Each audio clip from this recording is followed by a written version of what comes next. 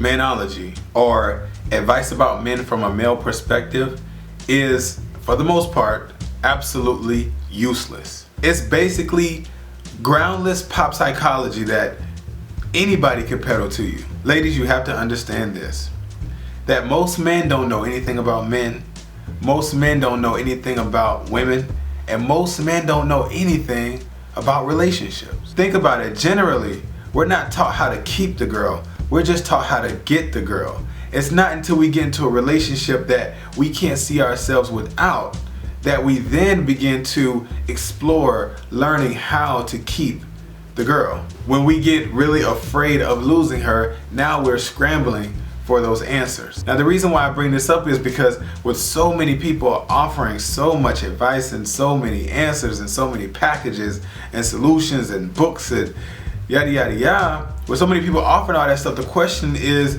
who do I listen to? What advice do I go with? And then with the social networks, there's a new pop psychologist that pops up every single day. You have to be careful because love and the fear of being without love is big business. If you don't believe me, go to the relationship section in a bookstore. It's big business. And there are plenty of people out there who have given themselves the title of relationship coach, and their only qualifications is they're a dog, or they're a reformed dog, or they're somebody's baby daddy. When I needed relationship advice, and there was a time when I did need relationship advice, I went to God and I went to a professional. I sat in the seat of someone who had a degree in the area of the topic that I was there for. You've got to be very careful of people trying to feed their families off your broken heart and lack of understanding. And here's the thing, most of the time it's not even you ladies that's the problem. It's your men.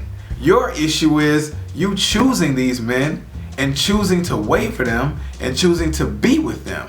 But for the most part, they are the real problem. And this isn't me, peddling to you. This is the truth. In reality, it should be him picking up the relationship book. It should be him going to the coaches and the counseling. It should be him that's following these pop psychologists on Instagram and Facebook. It's about what you're being told and what you're being sold. So here's my answer when it comes to who you should listen to. First of all, nobody knows you better than your maker.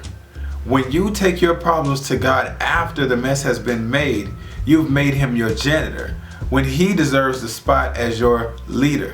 Stop taking your problems to people who can't do anything about them. I mean, some of you don't even take your problems to the person you're in a relationship with. You take them to other people who can't do a thing about it. Take your problems to the person who you're with and take them to your maker. Those are the only two people who can do anything about them. Number 2, check credentials. Stop listening to people just because they sound good.